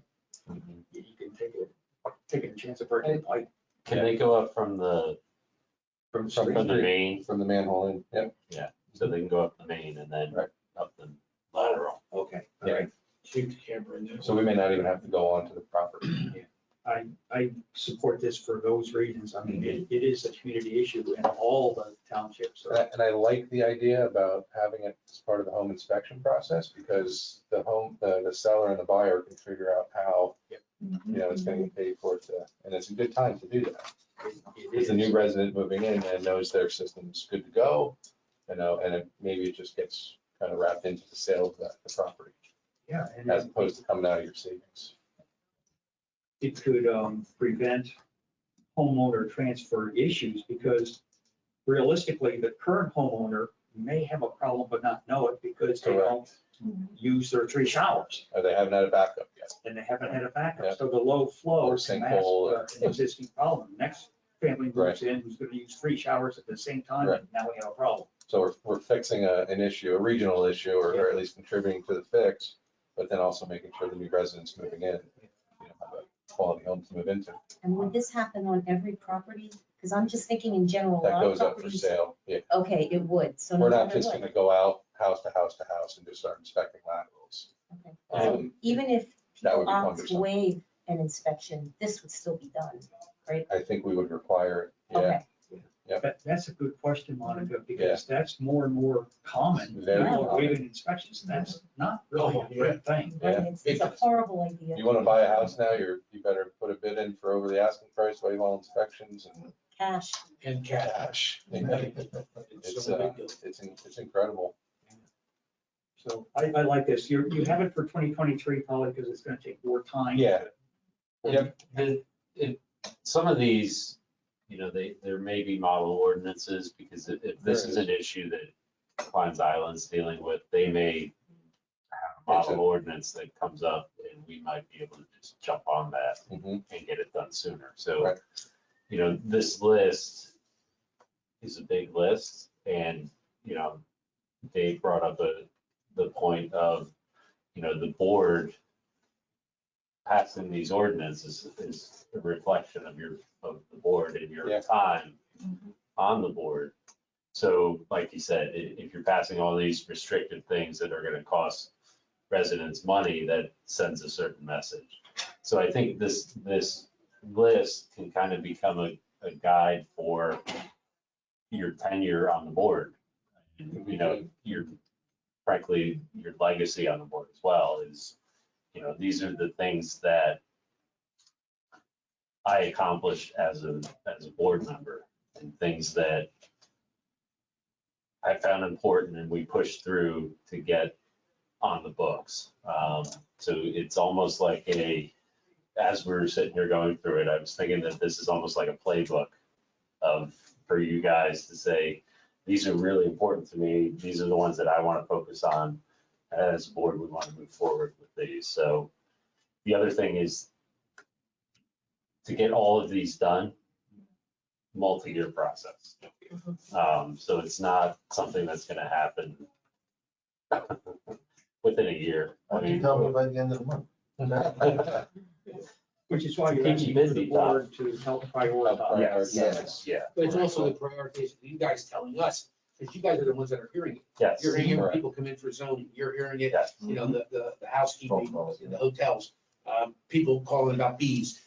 We're not hearing that. You guys are the ones that are hearing the stuff that's on here, so your prioritization is absolutely important too. Mhm. I think, because, you're doing it every day.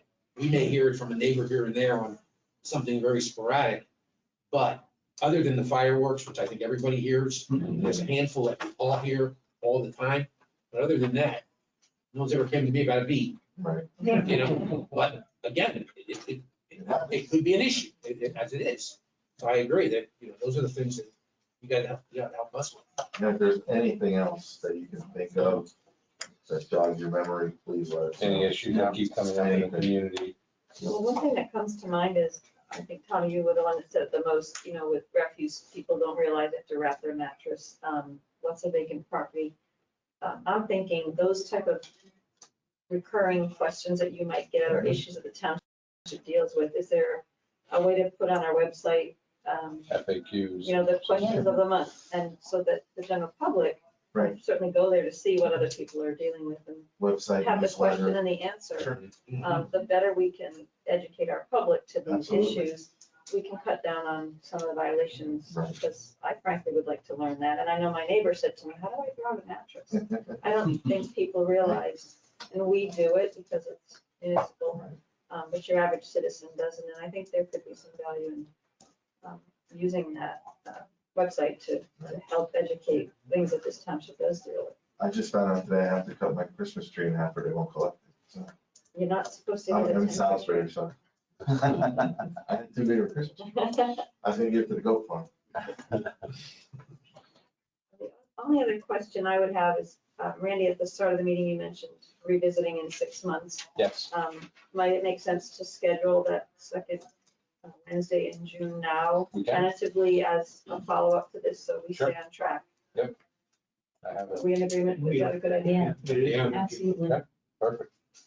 It's almost like you were setting the goals. Yeah. And then we're doing a mid-year review. Correct, Where we're at with our goals. absolutely. I mean, Excellent. it's There's gonna exactly be- what we're doing. It's a Yes, follow-up. there'll be some, there'll be some things coming across your desk Sure. before that review period, but the idea is some of the ones that take a little bit more work, we're gonna Oh, be yeah. back in June and say, here's where we're at with this stuff.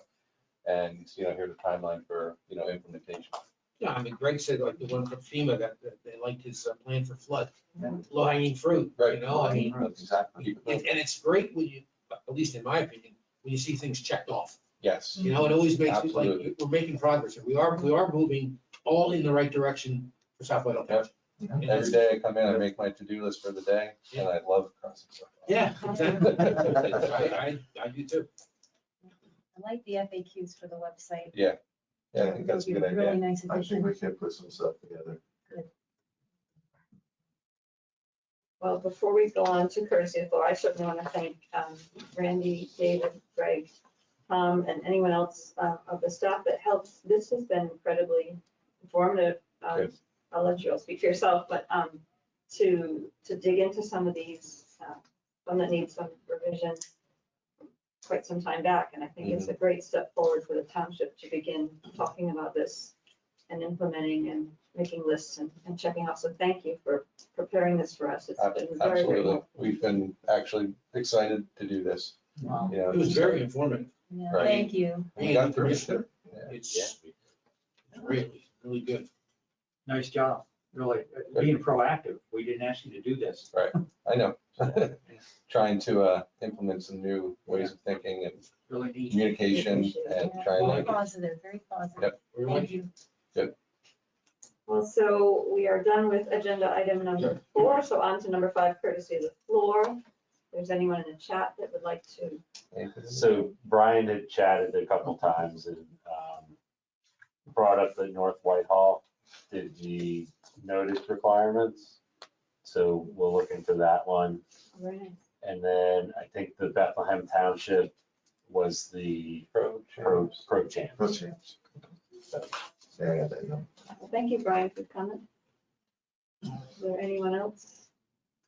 Rob Hodges says, you're all off to a great start. Thank you. Thank you very much. I appreciate that. If there are no other comments, there will be no executive session. I would ask for a motion to adjourn. Motion. Second, please. All in favor, aye. Aye. Any opposed?